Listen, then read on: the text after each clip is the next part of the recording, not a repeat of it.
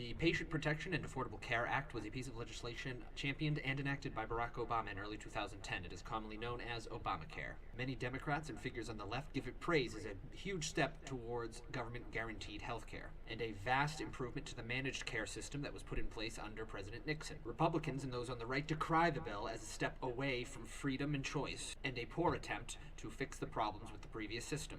Many argue that it will cause even greater problems than the problems that were there under Nixon's managed care system. In recent days, Obamacare has come under a lot of scrutiny as insurance premiums have rose dramatically since last year. In addition, many insurance companies are dropping out of the Obamacare network because it requires so much of these companies that it is no longer profitable to continue under Obamacare. This left many areas of the country with only one or two insurance companies that they can pick to avoid a fine from the federal government. The incoming administration has promised to repeal and replace Obamacare. While this would help many, and many support this push, others worry that those covered by Obamacare might lose their insurance and not be able to afford to get onto a new plan, especially if they have a pre-existing condition. Republicans are still pushing for a repeal, and Democrats think that the plan is good in principle, just needs to be fixed. Bernie Sanders is an independent senator from Vermont who arguably represents the farthest left wing in Congress. He is known for his passion and honesty when it comes to his beliefs. Ted Cruz is a Republican senator from Texas. He is an apt representation of the ideological conservative right. He is a skilled politician and was known as the principled alternative to Donald Trump during the 2016 presidential Republican primaries. CNN was kind enough to host a debate between the two esteemed senators, and I'm here to dissect that debate.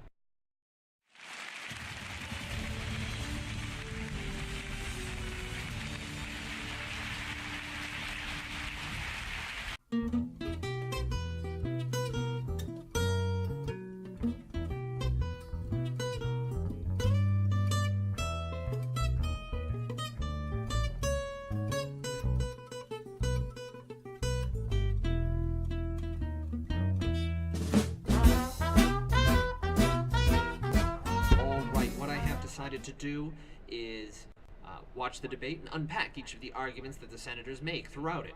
As you can see, I bought this critical thinking book. It goes over arguments, how to form an argument, how to identify different types of arguments and logical fallacies. It's great. Okay, so let's get started. He wants to repeal the Affordable Care Act. It means that if you are one of 20 million Americans who finally has received health insurance, forget about it. You're gone. You're off health insurance. This is a classic cause and effect argument. His first claim is that if we get rid of Obamacare, then millions of Americans who have recently got health care will then lose it.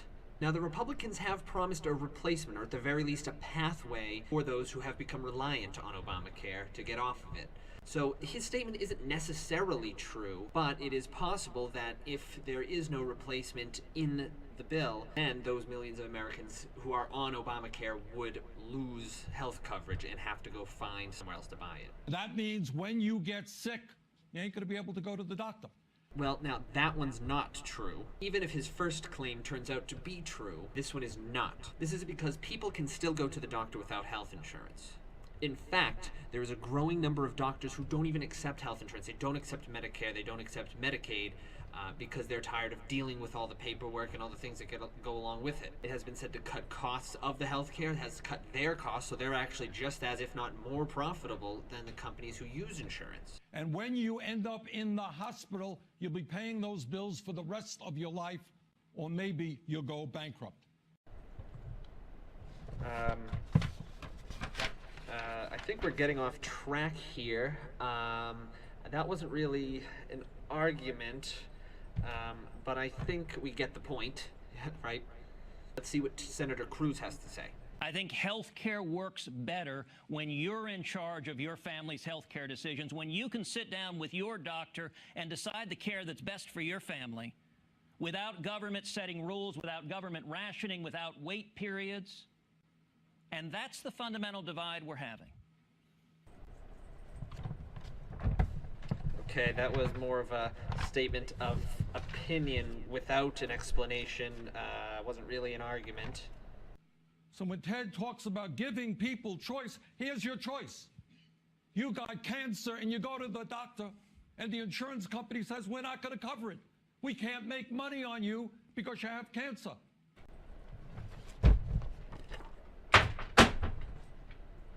That's the function of private insurance. Modern political debate isn't so much about creating a reasoned argument anymore. It is about rhetoric. Each side just wants the audience to take their side. To do this, they use emotion or appeal to authority.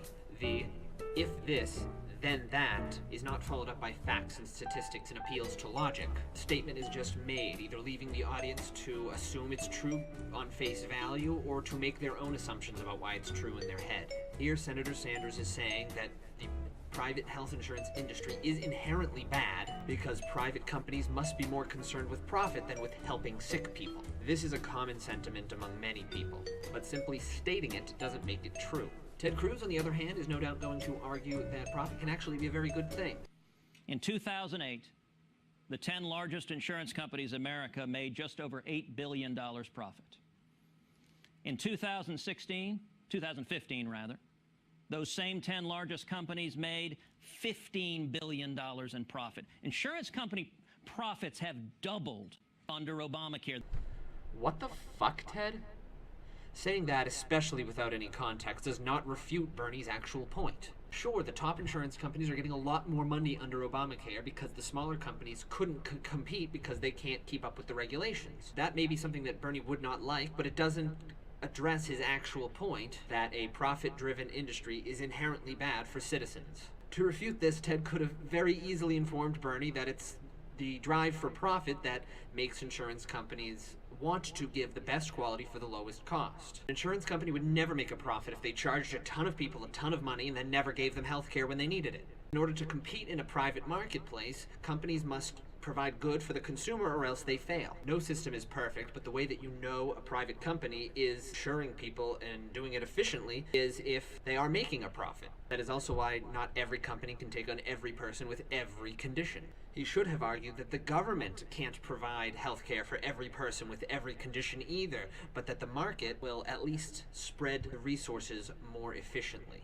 Instead, he just said that Obamacare causes profits too. Here I find myself in agreement with Ted. He's right. The function of insurance companies is not to provide quality health care to all people, to make as much money as they possibly can. Ted, let's work together on a Medicare for all single-payer program. You can't blame him there, Ted. You kind of walked right into that one. It's one of the most popular parts of Obamacare is, as you mentioned earlier, requiring insurance companies to cover people with pre-existing conditions. If Obamacare is repealed, 52 million Americans could lose that guaranteed coverage because of their medical histories. One of them is Neosha Ponder, who is fighting breast cancer and currently undergoing radiation treatment. Neosha. Senator Cruz, if Obamacare is repealed, is there anything you can do to ensure the provisions are in place so that half of my paycheck won't be spent on health care? I fear that if I don't have Obamacare, if I'm not covered, then my pre-existing condition of breast cancer and remaining treatments will make it difficult for me to afford insurance. Senator Cruz, what can you do to protect people like me? Well, Neil, thank you for asking that question. And how long have you been diagnosed with breast cancer? I was diagnosed on April 25th, 2016. Oh, wow. Well, you're doing great. Our prayers are with you. I tell you, my mom had breast cancer. And my mom was diagnosed in 2000. I sat by her hospital bed as she went through 2 surgeries. And it's a horrible disease, but 16 years later, thank God she is a survivor. And I will tell you, our medical innovation has been incredible dealing with breast cancer. He just mentioned innovation. See, what Ted is going to do is explain to her that in a system more free of government restraints, there is no supposed guarantee of coverage, but what there is a guarantee of is more and better medicine being produced. Bernie is always claiming that America is the only country in the Western world that doesn't have universal health care, some sort of government attempt to guarantee health care to everyone. But it is also the top in medical innovation, discovery of new drugs and treatments. And the reason for this is because competition between profit-seeking firms gives these companies incentives to create a new drug, find a new treatment, cure a disease. In government-controlled healthcare systems, these discoveries are found very few and far between. It relies on government funding for research and costs a lot more. Anyway, Ted? And if you look at every proposal that's been submitted, all of them protect people in your situations. All of them prohibit insurance companies from canceling someone because they got sick. They prohibit insurance companies from jacking up the insurance rates because they got sick or injured. Is this a debate?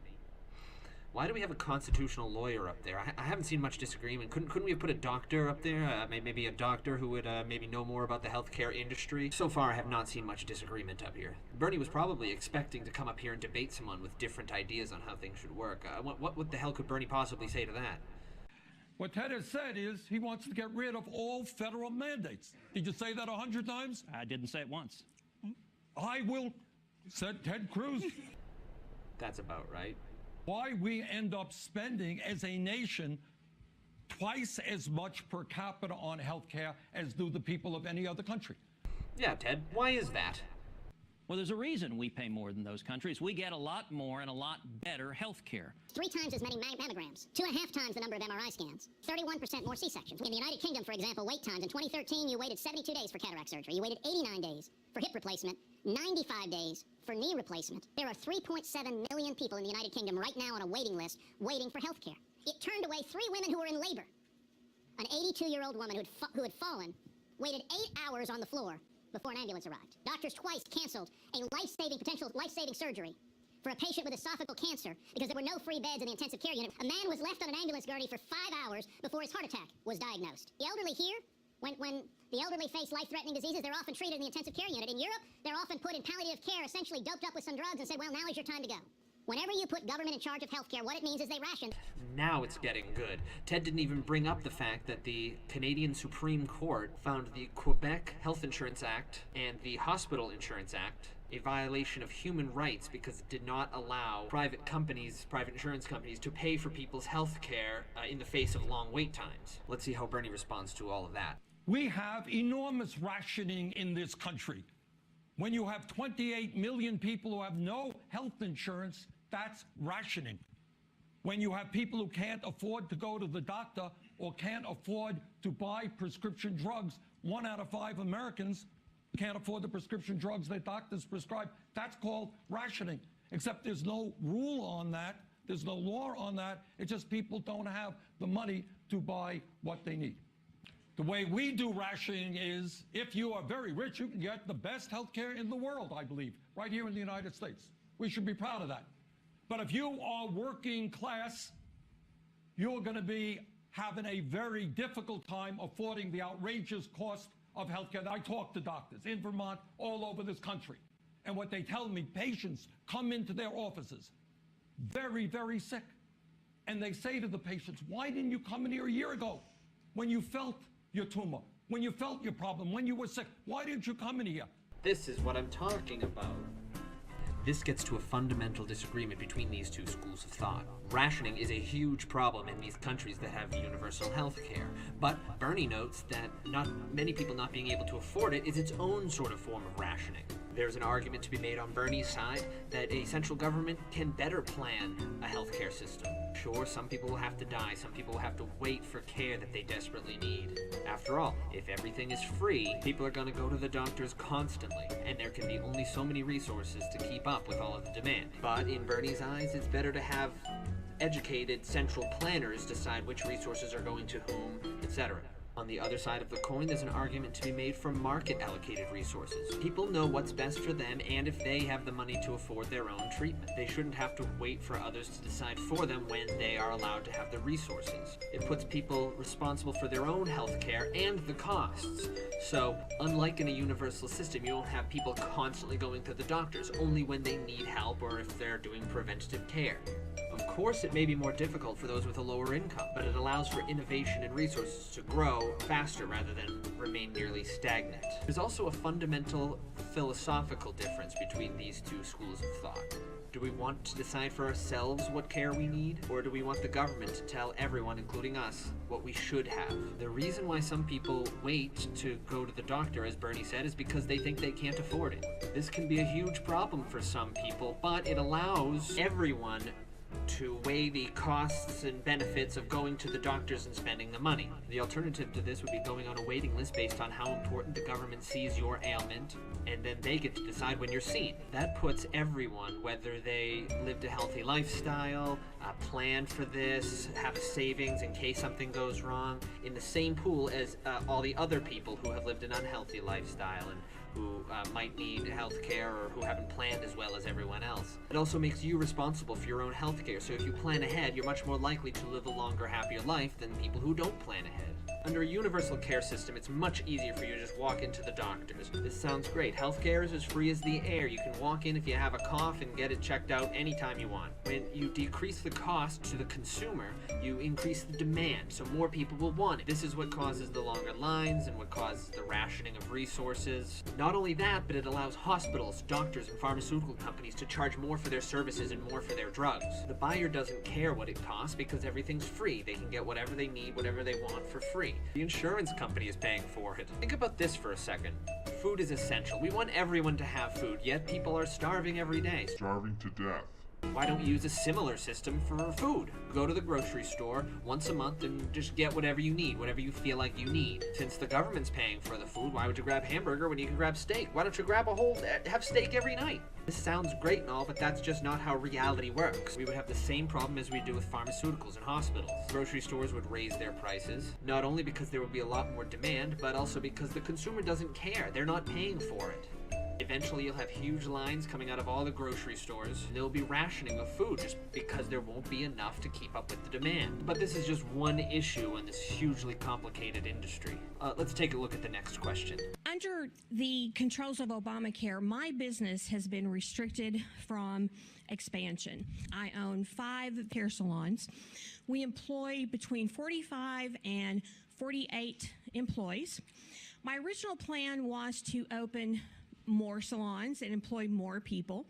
However, under Obamacare, I am restricted because it requires me to furnish health insurance if I employ more than 50 people. Unfortunately, the profit margin in my industry is very thin, and I'm not a wealthy person, so it's impossible for me to grow my business. My question to you, Senator Sanders, is how do I grow my business? How do I employ more Americans without either raising the prices to my customers or lowering wages to my employees? I'm not much of an expert on hair dressing in general, and certainly in Fort Worth. How charming. Let me give you an answer you will not be happy with. And that is, I think that for businesses that employ 50 people or more, given the nature of our dysfunctional healthcare system right now, where most people do get their health insurance through the places that they work, I'm sorry. I think that in America today, everybody should have healthcare. And if you have more than 50 people, you know what? I'm afraid to tell you, but I think you will have to provide health insurance. So my question is, how do I do that without raising my prices to my customers or lowering wages to my employees? You see, the difficulty is also, but I do believe, to be honest with you, that if you have more than 50 people, yes, you should be providing health insurance. That was a tough answer, but that's why people like Bernie Sanders. He just comes right out and says whatever he believes. Ted Cruz has been a real disappointment in this department for this debate, but Bernie Sanders just came right out and said it. I'm sorry to say it, but you are going to have to provide all of your employees with health insurance. If you can't do it, then you're going to have to go bankrupt. And then you and the rest of your employees are just going to have to go on unemployment. Well, Bernie, since apparently I'm now trying to kill the elderly, Is health care a right of all people? Is it or not? Ted doesn't think it is. I do think it is. This is another fundamental difference between these two schools of thought. What did you mean by right, Bernie? Is every American entitled, and I underlined that word, to health care as a right of being an American? Ted? Yes or no? You know, I'm glad you asked that. You know, right is a word you use a lot. Let's talk about what rights are. Rights mean you have a right for government not to mess with you, for government not to do things with you. What is a right? Is access to health care. What is a right is choosing your own doctor. Did that come out the way you wanted it to, Ted? He's trying to demonstrate the difference between so-called positive and negative rights. The best example is the Second Amendment. People have the right to keep and bear arms. Does not mean that everyone is entitled to a gun from the government. Similarly, if you say you have a right to health care, it cannot be said to mean that you have coverage which another person is entitled to pay for. That's an example of a negative right. If we look at healthcare as a positive right, as in something that you get, you have to realize what it means. It means that a person is entitled to the product of another person's labor. And if you take this to the logical extreme, you have to consider, what if doctors just refuse to give you medical coverage? Does this give the government the right to force that doctor to give you treatment? If it is a human right to give you medical care, then that might be the case. Sure, everyone has a right to health care, just like everyone has the right to pursue happiness or own a gun. But that is not to say that everyone has a right to free health care. But beyond that, what does that even mean? Country can, through taxation, make it so that nobody has to pay for medical care ever, but they can't guarantee that everyone will get everything that they need. We already see that in the problem that we went over with rationing. If you believe health care is a right, why on earth did you help write Obamacare that caused 6 million people to have their health insurance canceled, that had them lose their doctors, and have people like LaRonda who can't get health insurance, can't afford premiums? You're denying her what you say is her right. 0 to 100 real quick. Doctor Look, is a right. LaRonda, you have access right now. Go out and get a really great health insurance program. Oh, you can't do it because you can't afford it. All right? That's what he's saying. Access to what? You want to buy one of Donald Trump's mansions? You have access to do that as well. Oh, you can't afford $5 million for a house? Sorry. Access doesn't mean a damn thing. While he has still not shown that healthcare is a right, this is a powerful point. He is basically saying that everyone has a right to everything.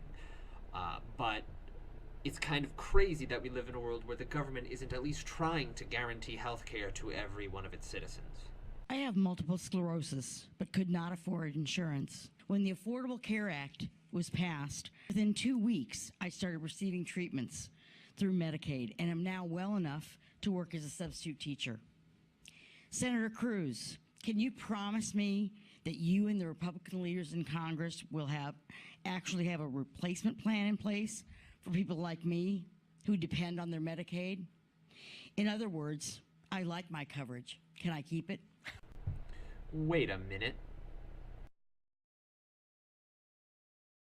Alright, I saw this image floating around on the internet. He's reading off of a printed out email that says, "Your question" in the subject line. While I don't blame anyone for mistrusting CNN, I think we can give them the benefit of the doubt on this one. It was a question she probably submitted and that CNN workshopped and then sent it back to her in the form they wanted her to ask it. Is this fair? No, but whatever. Let's just see how Ted answered this one.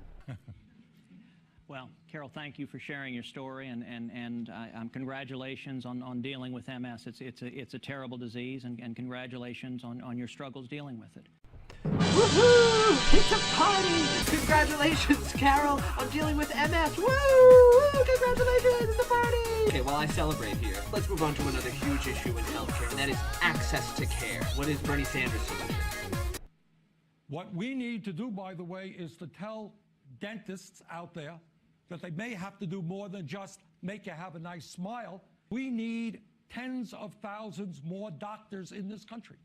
We have a major crisis in primary care. There are areas in urban America and in rural America where people literally can't find a doctor to serve their needs. Okay, there are not enough doctors around the country, so your solution is to make doctors do more?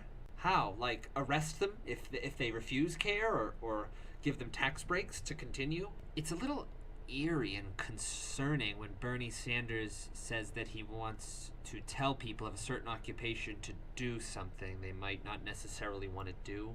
It makes me uncomfortable. And one of the reasons, a number of reasons for that, one of them is you go to medical school, you can come out hundreds of thousands of dollars in debt. And then you're going to become a plastic surgeon, not doing primary care in an urban area. Yes, people become plastic surgeons because they don't want to have to deal with regulations from insurance companies and federal regulations and all these other kinds of things that come with health coverage. It's much more lucrative and easier to become a plastic surgeon. Same with veterinary care. Pets get way better treatment and way faster and more efficient treatment in countries with universal health care because it's not, pets aren't covered. We got to expand the program called the National Health Service Corps.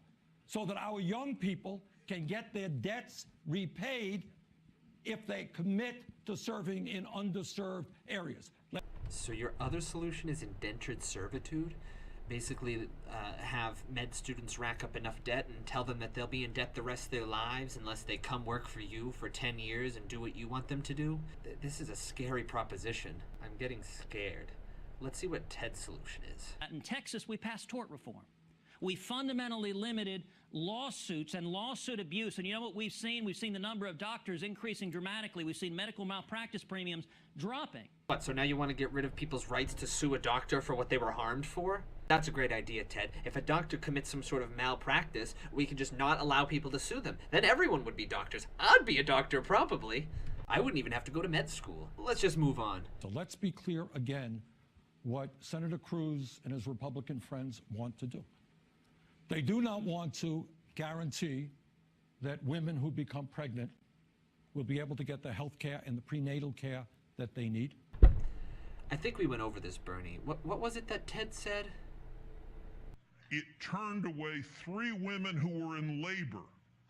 Oh, okay, so I guess you don't want to guarantee women's health care either. We already said that rationing is inevitable. But you know, I like that Bernie Sanders has been able to talk about this at length. I mean, the entire debate has been almost completely without him talking about the rich. He hasn't said 1% and 2% and millionaires and billionaires. It's refreshing to hear a discussion from him that doesn't include his typical talking points and his demonizing of a particular group of people. $1 billion in tax breaks to the top 2%. Income and wealth inequality, top 0.2%. Millionaires and billionaires. The very wealthiest people in this country, the estate tax, hundreds of billions of dollars in tax breaks. Incredible tax breaks to the top 1%. Okay, well, maybe I spoke too soon. You know, all of a sudden he's bringing up the estate tax and all kinds of stuff. There's no doubt that Ted has a response to all this. He probably expected to have this response come out sooner. Just look at Bernie Sanders' face as Ted responds. Bernie has talked about providing health care for free from the government. Bernie's health plan would cost $2.5 trillion in the first year and $32 trillion over 10 years. Now, how much is that? Trillions is a big number. It's not clear what that is. Let me put it in perspective. All of the federal income taxes we pay today are about $1.5 trillion a year. $2.5 trillion means every one of us paying income taxes would have to about triple what you pay in income taxes to get an additional $2.5 trillion. Now, Bernie, no doubt, is going to come back and say, no. None of you are going to pay. Just the rich. Well, how about if we took every person that makes over $1 million a year and confiscated 100% of their income, took every penny that they make? That would raise only enough money to fund Bernie's plan for 5 months. Here's another idea.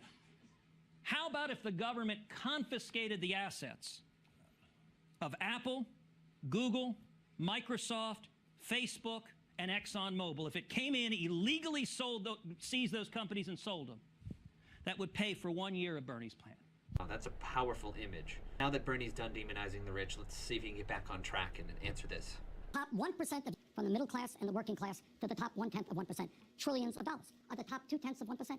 Okay, you see where this is going. This was the end of the debate, and he never really addressed Ted's concern about the cost of his own plan. I, for one, loved the debate. I think it's great to have 2 fairly good representatives from either side of the political spectrum discuss the merits and philosophy of each side on a specific topic. I think that just about everyone who watched this objectively realized that Ted did beat Bernie on this one. It will probably be a wake-up call for next time. Bernie will be more prepared, especially if it's against Ted, who's a constitutional lawyer. I would hope that the next issue for Bernie's sake doesn't have much to do with business owners, because he doesn't seem to be very strong on knowing anything about running a business or business owners. As far as Ted goes, I would really just like to see someone more ideologically consistent. Like I said, maybe there's a doctor in Congress who probably would have been better for this particular debate. Ted might have done better in a debate about taxes or tort reform. I hope you enjoyed the video. I'd appreciate a like. If you got anything at all from this, or you'd like to see more, hit that subscribe button.